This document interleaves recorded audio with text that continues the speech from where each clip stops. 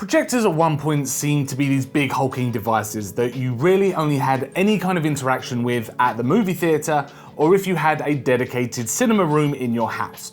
Well, not anymore, thanks to the likes of the Wemax Go Advanced 300 portable laser projector. It's small, lightweight for portability, has a very nice image quality and doesn't cost the earth. Well, we'll get to that. But is it any good? Now, there's a pretty clear need somewhat for this projector, and that's to slot into a backpack or laptop bag to take it from meeting to meeting. Its dimensions come in at 8.6 by 4.6 by 0.97 inches, so it's definitely small and it weighs only 1.7 pounds, which is light enough not to feel like you're carrying around a massive lump. But being thin, it can also slot into a side pocket of the laptop bag, and setup time isn't really that bad at all, with really only a power input and a HDMI input for plugging in devices. It even has an auto setup mode which includes automatic TOF focus, keystone correction and intelligent obstacle avoidance, and it did a great job projecting onto the wall just to the side of me here. Now inside the box it is pretty bare bones, though the packaging is a nice touch when it comes to styling. You get the projector itself as well as a small Bluetooth remote and power adapter. There's also some correspondence as well if you wanted to have a read up on your terms and a quick start guide,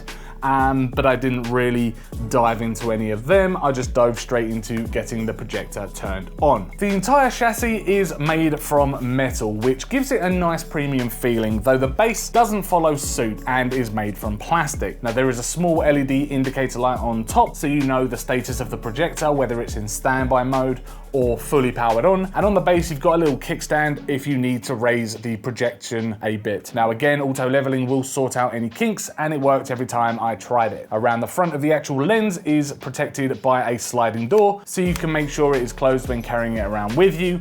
It's smooth to open and is held in place on either side of the projector by magnets. Now the grille makes it easy to grip and slide as well. Though we've talked a little bit about inputs around the back, you've got a power input which is USB Type-C, you've got an HDMI 2.0 input, a USB 2.0 Type A if you're wanting to play media from some kind of hard drive or memory stick, and finally a 3.5mm aux input for plugging in external audio devices or even headphones. Now there is an onboard speaker system on each end of the projector as well, which produces 2 watt audio each, but the sound really is not great. It will get you through a PowerPoint presentation at work, but doesn't cut it when it comes to watching a movie. Now there is a built-in battery as well, which will last for around an hour and a half, but if you're running at max brightness with audio playback as well, you're going to be grabbing the charger much sooner than that. So let's talk about some specs. The Wemax Go Advanced 300 has a resolution of 1920 by 1080, though it does mention that 4K is supported. It has a lumens level of 600 ANSI and a light source of 15,000 lumens. It can produce an image between 40 to 120 inches, but it can go bigger and smaller,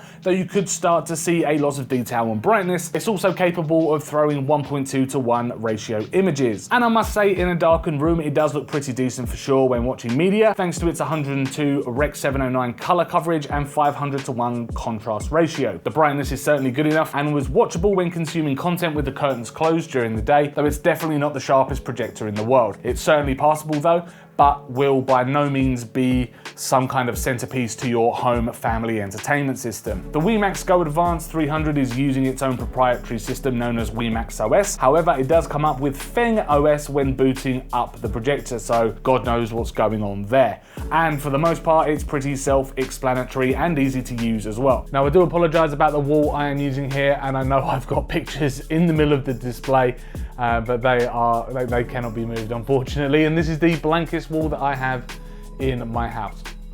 So once you're on your home screen, this is what you're going to get.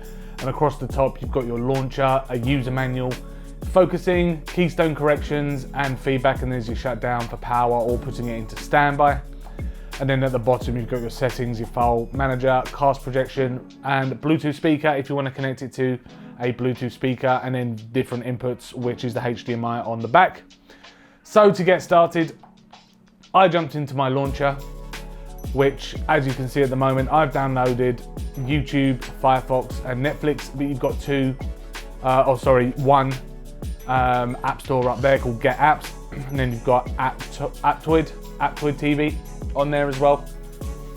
So to get apps, it's relatively simple.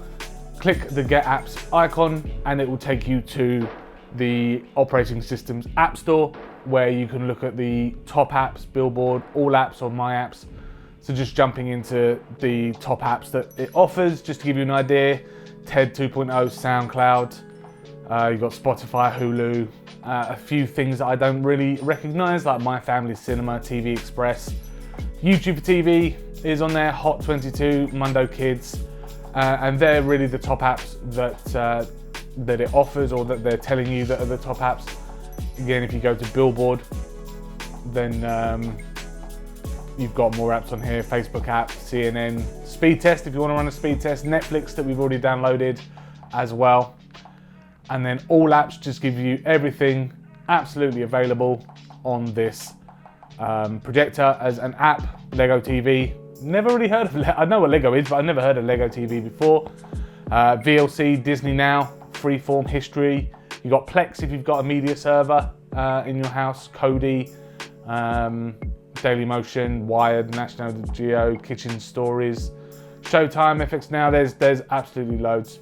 Oh, and there's that one. If you're into your adult apps as well, I didn't realise that was on there. But there you go. You've got adult entertainment on there as well, Crunchyroll, if that's your thing.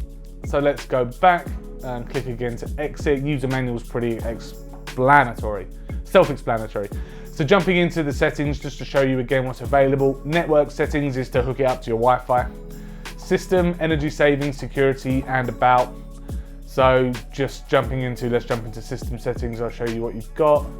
And I don't know, I'm very, very sorry if you can't read this because of the pictures on the wall, but you've got your device name, so you can call it your own name, autoplay, auto input play, human detection, which is adjust it if it detects anyone walking in front of the laser, just to protect your eyes as some kind of safety feature, language, time, and then reset on there as well.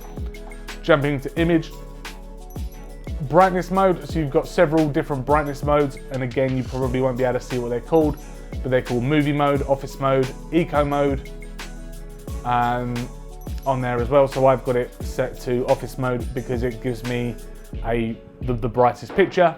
Image parameters, so you can go into, let's go back for example. So in brightness mode, I'm on office, but you can go into image parameters and you can change the image parameters of that main profile that you've set. So if you want the office mode, but then sport mode, you can do that as well. Showy mode, child mode, which is I believe cartoons and things, movie mode on there. Projection method just does flips and mirroring effects. Screen zoom, so I could zoom out if I wanted it a bit smaller, it's down to 60%, or depending on the screen, I've got up to 100%. Screen focusing, so you can adjust it manually yourself, or you can have the autofocus on, which I use. Omnidirectional automatic correction, that is all done automatically for you. Auto correction, calibration, 4-point keystone correction, so you can change the corners if you wanted to, and then vertical correction as well. So it's all done, pretty much all done automatically for you. And then sound, very similar thing. Keytone, so I'm not sure if you can pick up on my microphone here at the moment, but you can have it click and have an audio click when you move throughout the menu. I quite like that, just so I know I've made an input. And then you've got sound mode as well, cinema, game, music, children's, sports, and they're just preset equalizers on there. File manager, you can jump into, it has got some internal storage if you want to save some videos or photos or anything on the actual projector. It's got some internal storage there. There's a USB port on the back, so you can transfer it that way. And then it sorts it out into music, image, and video. And as I say, it also detects USB sticks in the back of the projector as well. Cast projection, so if you've got an Apple or an Android phone, you can cast from your phone directly to the projector. And then Bluetooth speaker is if you've got a Bluetooth speaker connected to the actual thing. the actual projector, but you can also use the projector as a Bluetooth speaker as well. Even though the speaker inside of this device isn't very good at all, I wouldn't recommend it. And where would we be if we didn't test the quality of text on the projector? Now, seeing as its primary focus on the Wemax website is to carry around to the office and show off your presentations. Well, I must say that the text is reproduced nice and sharp, of course, depending on how large the projection area is. Brightness does suffer the further the projector is away from the projection surface, but it still didn't hinder the ability to read text. Now, I used the BBC News website as I didn't have access to a presentation because I don't do that many presentations, and using the built-in Firefox browser, and it was absolutely great. No complaints from me here about the quality of text on the projector. The Wemax Go Advanced 300 portable laser projector is definitely a decent bit of kit if you need to blow up presentations for an audience. It's not really an entertainment system, though does have the ability to play Netflix and streaming apps and has a speaker, but to be honest, the speaker is rather naff. The cost though is $700, so it's not cheap. So you'll really need a reason to carry around a projector with you. It's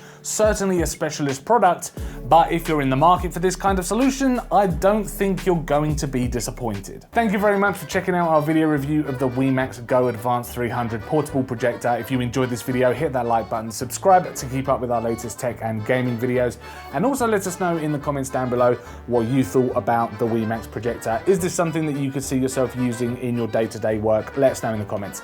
As I say, thanks very much for watching, and we'll see you in the next video.